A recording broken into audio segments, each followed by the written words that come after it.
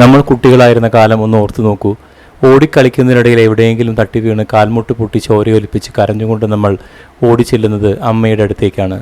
അന്ന് ആ മുറിവിൽ മരുന്ന് വെച്ച് തരുമ്പോൾ അമ്മയുടെ കൈകളൊന്ന് തലോടിയാൽ, അമ്മ നെറ്റിയിൽ ഉമ്മ തന്നാൽ നമ്മുടെ സങ്കടം പകുതിയും അവിടെ തീരുകയായി. ആ തലോടലിന് എന്തോ ഒരു മാന്ത്രിക ശക്തി ഉണ്ടായിരുന്നു അല്ലേ? ശരീരത്തിലുണ്ടാകുന്ന മുറിവുകൾ മാറ്റുവാൻ ഭൂമിയിലെ അമ്മയുടെ തലോടലിന് കഴിയുമെങ്കിൽ നമ്മുടെ ആത്മാവിനുണ്ടാകുന്ന മുറിവുകൾ ഉണക്കുവാൻ സ്വർഗത്തിലുള്ള നമ്മുടെ പരിശുദ്ധ അമ്മയുടെ അദൃശ്യമായ ഒരു തലോടൽ മതിയാകും. ജീവിതത്തിൻ്റെ തിരക്കുകൾക്കും പ്രതിസന്ധികൾക്കും ഇടയിൽ എപ്പോഴെങ്കിലും പരിശുദ്ധ കന്യകാമറിയത്തിൻ്റെ ആ സ്നേഹ തലോടൽ നിങ്ങൾ അനുഭവിച്ചിട്ടുണ്ടോ? ആ തലോടൽ ലഭിക്കുന്ന ഒരാളുടെ ജീവിതം പിന്നീട് പഴയതുപോലെയാകില്ല. അത്ഭുതകരമായ ദൈവസഹായത്താൽ അയാൾ വിശുദ്ധിയിലേക്ക്, ദൈവത്തിലേക്ക് നടന്നു തുടങ്ങും. അതെങ്ങനെയെന്ന് നമുക്ക് ചിന്തിക്കാം.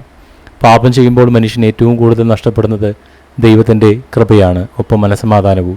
ഉള്ളിൽ വല്ലാത്തൊരു ഭയവും കുറ്റബോധവും നിറയും. ഇത്രയും വലിയ തെറ്റ് ചെയ്ത എന്ന ദൈവം ഇനി സ്വീകരിക്കുമോ എന്ന ചിന്ത പലരെയും ദൈവത്തിൽ നിന്ന് കൂടുതലകറ്റും. അവിടെയാണ് പരിശുദ്ധമ്മ പാപികളുടെ സങ്കേതമായി വരുന്നത്.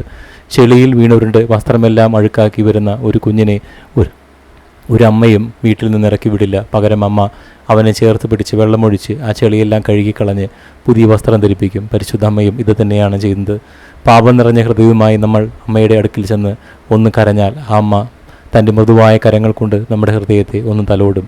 ആ നിമിഷം മുതൽ നമ്മുടെ ഉള്ളിൽ വലിയൊരു മാറ്റം സംഭവിക്കുകയാണ്. നമ്മളിലെ പാപവാസനകൾ പതുക്കെ ഇല്ലാതാകും. എനിക്കിനി ഈ തെറ്റ് ചെയ്യരുത്, എനിക്ക് നല്ലവനായി ജീവിക്കണം എന്നൊരാഗ്രഹം നമ്മുടെ ഉള്ളിൽ ജനിക്കും. ആഗ്രഹമാണ് വിശുദ്ധിയുടെ ആദ്യപടി.